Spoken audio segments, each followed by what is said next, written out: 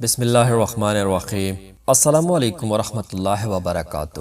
عابدین voice کے پیارے دوستو، ہم امید کرتے ہیں کہ آپ خیر و عافیت سے ہوں گے۔ ہماری دعا ہے کہ اللہ کریم آپ کو اپنی حفظ و امان میں رکھے، آمین۔ تذکرہ حضرت یوسف علیہ السلام۔ آپ علیہ السلام یعقوب علیہ السلام کے لاڈلے بیٹے ہیں۔ آپ علیہ السلام کا سلسلہ نسب یوں ہے: حضرت یوسف بن حضرت یعقوب بن حضرت اسحاق بن حضرت ابراہیم علیہ السلام۔ گویا آپ علیہ السلام حضرت ابراہیم علیہ السلام کے پڑپوتے ہیں۔ آپ علیہ السلام کے والد کا نام حضرت راحیلہ بنت لابان ہے۔ حضرت راحیلہ کے دو بیٹے تھے، ایک حضرت یوسف علیہ السلام، دوسرے بنیامین۔ حضرت یوسف علیہ السلام کے باقی 10 بھائی الاتی یعنی دوسرے ماں سے تھے۔ حضرت یوسف علیہ السلام کی پیدائش اپنے دادا جان حضرت ابراہیم علیہ السلام سے تقریباً 250 یعنی 250 سال بعد ہوئی۔ ابھی آپ علیہ السلام 6-7 سال ہی کے تھے کہ بھائیوں نے سازش کر کے ایک اندھیرے کنویں میں پھینک دیا۔ اللہ تعالیٰ نے کنویں میں آپ کی حفاظت فرمائی۔ خدا کے قدرت کے کنویں کے قریب ایک قافلہ آ کر روکا۔ پانی نکالنے کے عرض سے کنویں میں ڈول ڈالا تو پانی کے بجائے چاند سا بچہ ڈول میں بیٹھا ہوا اوپر آیا۔ اہل قافلہ حیران رہ گئے کہ ایسا چاند سا بچہ کس ماں باپ کا ہے۔ جن سخت دل بھائیوں نے آپ علیہ السلام کو کنویں میں پھینکا تھا، جاسوس بن کر دیکھتے رہتے تھے۔ جب کنویں سے باہر آئے تو بھائیوں نے اپنا بھاگا ہوا غلام بتلا کر چند درہم میں فروخت کر دیا۔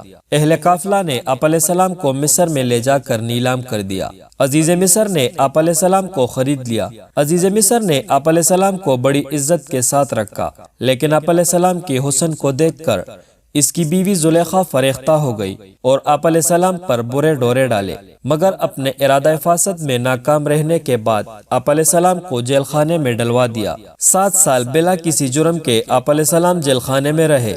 اللہ تعالیٰ نے آپ علیہ السلام کی دستگیری فرمائی کہ بادشاہ مصر نے ایک خواب دیکھا جس کی تعبیر بتلانے سے بڑے بڑے عقلاء عاجز رہے۔ حضرت یوسف علیہ السلام نے اس کی ایسی تعبیر بتلائی کہ بادشاہ دنگ رہ گیا اور آپ کو مصر کا بادشاہ بنا کر خود گوشہ نشین ہو گیا۔ مصر میں بنی اسرائیل کی حکومت کے بانی حضرت یوسف علیہ السلام ہی ہے۔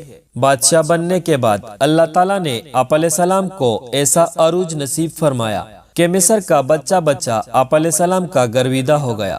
آپ علیہ السلام نے اپنی دور حکومت میں اپنے والد بزرگوار حضرت یعقوب علیہ السلام اور گھر کے تمام افراد کو کینان سے مصر بلا لیا۔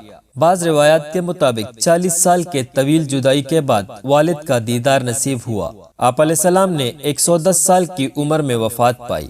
الہی، جیسے تو نے ہمیں دنیاوی نعمتیں عطا فرمائی ہے، آخروی نعمتیں بھی عطا فرما، اور جب بھی موت آئے تو اسلام اور تیری فرمان برداری پر آئے اور ہم نیک لوگوں میں شمار ہو، آمین ثم آمین یا رب العالمین۔